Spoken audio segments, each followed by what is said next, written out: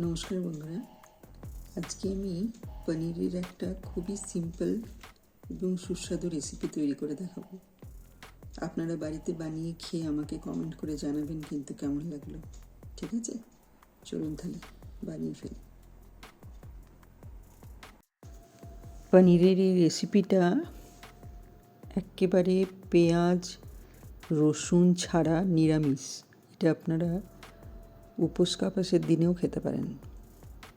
একেবারে simple recipe, কিন্তু লুচি, রুটি, পরোটা, নান সবের সাথে দারুণ লাগে খেতে। কিছুই না, চামচ তেল নিলাম। তেলের মধ্যে জিরে আর একটু কাসুরি মেথি আর একটা কাঁচা লঙ্কাকে মাঝখানে চিড়ে দিয়ে দিলাম। এটা বেশ সুন্দর একটু ভাজা ভাজা হলে ছোট ছোট কিউব আকারে আলু কেটে রেখেছিলাম, ওই আলুগুলোকে ওইটার মধ্যে দিয়ে দেবো। দিয়ে ভালোভাবে নাড়ব। এদিকে পনিরটা আমি একটু ঈষদুষ্ণ গরম জল আর লবণ দিয়ে ভিজিয়ে রেখেছিলাম, তাহলে সফটনেস হয় বেশ। এদিকে আলুটার মধ্যে লবণ আর হলুদ দিয়ে আবার নাড়ব। তেলটা কম তেলে রান্না করছি তো এখন তেলের পরিমাণটা একেবারেই কম, মানে 1/4 দিচ্ছি আর কি। এইদিকে এক টুকরো আদা এটাকে ছাড়িয়ে রেখেছিলাম, গ্রেটারে গ্রেট করে নেব। আদাটাও দিয়ে দিলাম আলুটার মধ্যে। আর একটা এই সাইজের মিডিয়াম থেকে একটু বড় সাইজের টমেটো নেব এবং মাঝখানটা কেটে বাদ দিয়ে দেবেন। টমেটোর মাঝখানের অংশটা খেলে পেটে ব্যথা করে। ওই টমেটোটা পিউরি করে নেব। ওই গ্রেটারেই গ্রেট করে নিলাম, ওপরের খোসাটা ফেলে দিয়েছি। এই যে এটা দিয়ে দিলাম। দিয়ে একটু জল দিলাম, তেল কম তো একটু জল দিয়েই রান্না করতে হবে। এইটা দিলাম 1 চামচের মতন ধনে গুঁড়ো দিয়ে ভালোভাবে কাঁচা গন্ধটা যাওয়া পর্যন্ত নাড়ব।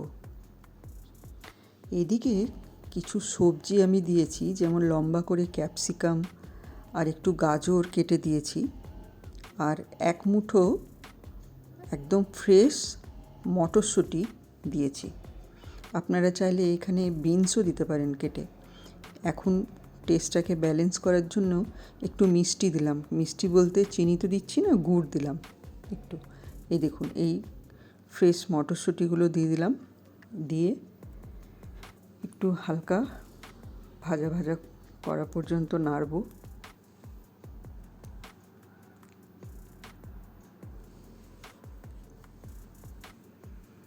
একটু জল দিয়েই নাড়তে হবে, কারণ তেলটা তো একদমই কম। জল দিয়ে নাড়ব। আর এইদিকে পনিরটা যেটা গরম জল আর লবণে দিয়ে ভিজিয়ে রেখেছিলাম, সেটাকে ছোট ছোট কিউব আকারে কেটে নিলাম। আমি পনিরটা এখানে ভাজি না এই সূত্রেই আমার বাড়িতে ছেলেমেয়েরা পনির ভেজে রান্না করাটা পছন্দ করে না, বলে ইরেজার মনে হয়। তো আপনারা চাইলে এটাকে শ্যালো ফ্রাই বা ডিপ ফ্রাইও করতে পারেন। আমি এইভাবে কাঁচাই দিই। ওইটার সাথে পনিরগুলো দিয়ে ভালো করে ভাজা হয়ে গেলে তার মধ্যে গরম জল 2 কাপের মতন দিলাম, তাতে সব সবজিগুলো হালকা সেদ্ধ হয়ে যাবে। এই যে এই পরিমাণ জলটা দিয়েছি।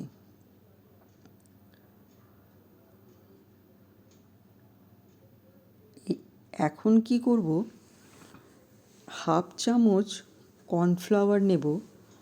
কর্নফ্লাওয়ার নিয়ে এই ফুটন্ত অবস্থাতেই কর্নফ্লাওয়ারটা, এই যে দেখুন এগুলো ভেঙে ভেঙে যাচ্ছে, তার মানে সেদ্ধ হয়ে গেছে। এই অবস্থাতে 1/2 চামচ কর্নফ্লাওয়ার গুলে এই ঝোলটার মধ্যে দিয়ে দেবো। তাহলে কি হয়, তরকারির টেক্সচারটা চেঞ্জ হয় এবং খুব সুন্দর দেখতেও লাগে। এই যে টেস্টাসানি যে ঝোলটা লাগছিল সেটাও লাগে না, বেশ মাখো মাখো একটা ব্যাপার হয়, আর খেতেও অসাধারণ হয়।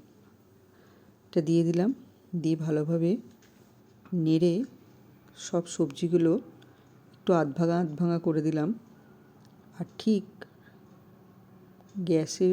গ্যাসটা বন্ধ করার আগে 1 চামচ বাটার দেব, ব্যাস। আর কিচ্ছু লাগবে না এই রান্নাতে।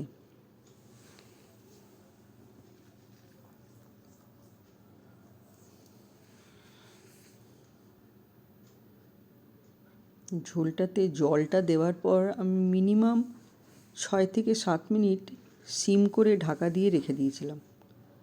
ঢাকা খোলার পর আপনারা দেখলেন, দেখুন বেশ মাখো মাখো ব্যাপারটা হয়েছে না? এটা ঠান্ডা হলে আর একটু জলটা টেনে নেবে। ব্যাস, ঢাকা দিয়ে গ্যাসটা অফ করে দিলাম।